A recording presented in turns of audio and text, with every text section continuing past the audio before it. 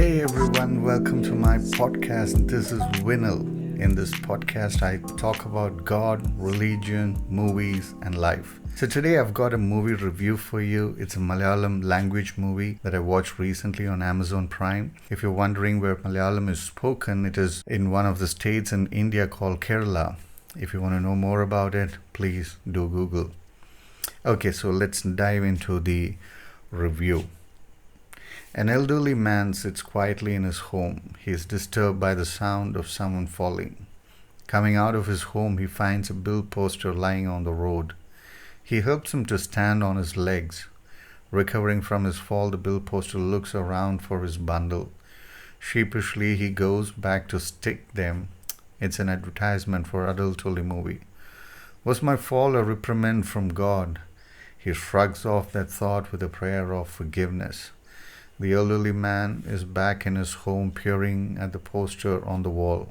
He is disturbed. I need to do something about these movies. He gathers a few people that would help him achieve his objective to make a movie that is halal. He finds a group that tries to represent themselves as progressives, yet at various events behave pharisaical.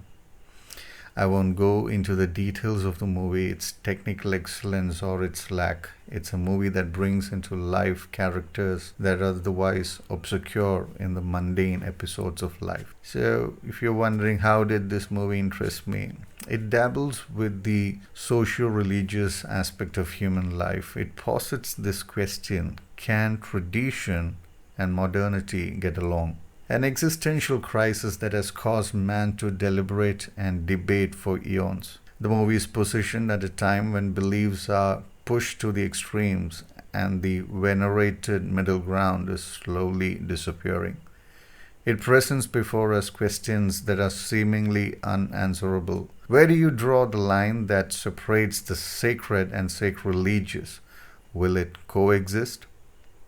Even in the faith that I pursue, the separation of sacred and secular is highly disputed. I believe this conflict is not limited to any single belief system. There are the liberals and the conservatives who contend to position them as right in all ideologies. People often fall into the extreme tangents, argue, and sometimes act violently.